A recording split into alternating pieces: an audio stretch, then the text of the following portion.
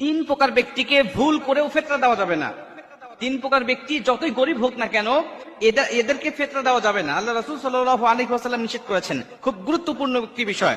যেহেতু এখন ফেতরার সময় চলছে, অনেক মানুষ ফেতরা দেওয়া শুরু করেছেন, অনেকে দিচ্ছেন বা অনেকে দিবেন ইনশাআল্লাহ। আমি আপনাদেরকে তিন প্রকার ব্যক্তির কথা হাদিস থেকে জানাচ্ছি। এই তিন প্রকার ব্যক্তিকে আপনারা কখনোই ফেতরা দিবেন না। এক নম্বরে আল্লাহ রাসূল সাল্লাল্লাহু আলাইহি ওয়াসাল্লাম বলেন, তোমার ঔরজাত কোন সন্তানকে এবং তার নিচে যারা আছে এদেরকে তুমি ফেতরা দিতে পারবে না। ঔরজাত সন্তানকে ফেতরা দেওয়া যাবে না, এজন্য যে সে যদি ফেতরা খাওয়ার উপযুক্ত হয়, তার মানে সে গরিব, আর এই গরিব সন্তানকে স্বাবলম্বী করার জন্য তোমার উপরে দায়িত্ব, কারণ তোমার উপরে ফেতরা জায়েজ হয়ে গেছে, ওয়াজিব হয়ে গেছে, তোমার উপরে যাকাত ওয়াজিব হয়ে গেছে, মানে তুমি স্বাবলম্বী, কিন্তু তোমার সন্তান আছে অস্বাবলম্বী, অসচ্ছলতার মধ্যে সে রয়েছে। অতএব তাকে সচ্ছল করার দায়িত্ব তোমার, তুমি তাকে সচ্ছল করবে। যাকাতের বাহিরে, ফেতরার বাহিরে তাকে বিভিন্ন টাকা পয়সা দিয়ে সহযোগিতা করে ব্যবসা প্রতিষ্ঠানের সাথে বা চাকরি বাকরি বা বিভিন্ন জায়গায় তুমি তাকে লাগিয়ে দিয়ে ইনকামের সোর্স তুমি তাকে তৈরি করে দিবে। এটা হলো তোমার দায়িত্ব। অতএব তোমার ঔরজাত সন্তানকে তুমি কখনোই ফেতরা দিতে পারবে না।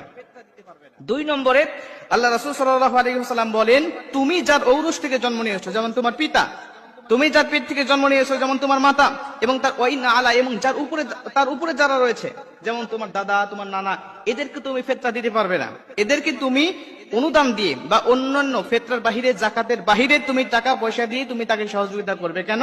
তোমার পিতা, তাকে ভরণ পোষণ দেওয়া তোমার দায়িত্ব। কেন? তোমার পিতা তোমাকে জন্ম দিয়েছে, তোমার মাতা তোমাকে জন্ম দিয়েছে, তুমি এখন স্বাবলম্বী হয়েছে, তোমার উপরে যাকাত ফরজ হয়েছে, কিন্তু তোমার মা গরিব, তোমার বাবা গরিব, তাকে তোমাকে দেখতে হবে এমন ভাবে, যাকাতের বাহিরে, ফেতরার বাহিরে বিভিন্ন অনুদানগুলো দিয়ে তোমাকে তাকে সহযোগিতা করতে হবে। যেরকম সুবহানাল্লাহ।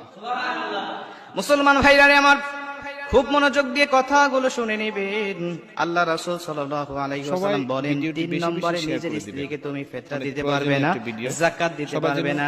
তিন নম্বরে নিজের স্ত্রীকে যাকাত দিতে পারবে না, এজন্য যে তোমার স্ত্রী যদি গরিব হয়, তার মানে তোমার স্ত্রীকে অবশ্যই তোমাকে ভরণ পোষণ দিতে হবে, তাকে খাবার দাবার দিতে হবে, শাড়ি কাপড় দিতে হবে, তার যেটা দরকার সেটা তোমাকে দিতে হবে।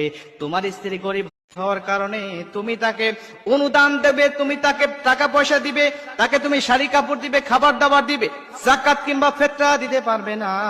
কিন্তু তুমি যদি গরিব হও, তোমার স্ত্রী যদি ধনী হয়, তাহলে স্ত্রী স্বামীকে অনুদান দিতে পারবে।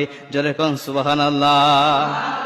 ইসলামের সৌন্দর্যটা দেখেন, ইসলামের সৌন্দর্যটা দেখেন। স্ত্রী যদি ধনী হয়, স্বামী যদি গরিব হয়, তাহলে সেই স্ত্রী স্বামীকে দিতে পারবে। কেন? একটা স্বামী স্ত্রীকে ভরণ পোষণ দিবে, কিন্তু স্ত্রী স্বামীকে ভরণ পোষণ দেওয়ার দায়িত্ব ইসলাম দেয় নাই। অনেক নারীবাদীরা আছে যারা চিল্লায়, গলা ফাটায় যে ইসলাম নারীকে অধিকার দেয় নাই, নারীকে ঠকিয়েছে।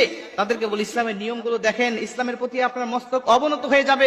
ইসলাম একটা নারীকে কত মর্যাদা দিয়েছে। মুসলমান ভাইরা আমার, এর জন্য আল্লাহ রাসূল সাল্লাল্লাহু আলাইহি ওয়াসাল্লাম বলেন, আল্লাহ পাক স্বয়ং নিজে কুরআনুল কারীমের মধ্যেও বলে দিয়েছেন, ওয়াফি আমওয়ালিহিম হাক্কুল লিসাইলি ওয়াল মাহরুম। প্রত্যেকটা গরিবের সন্তান, প্রত্যেকটা গরিবের হক রয়েছে ধনীদের সম্পদের মধ্যেই।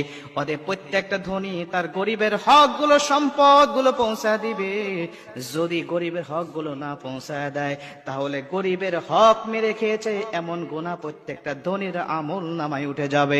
জোরে কর নাউজুবিল্লাহ।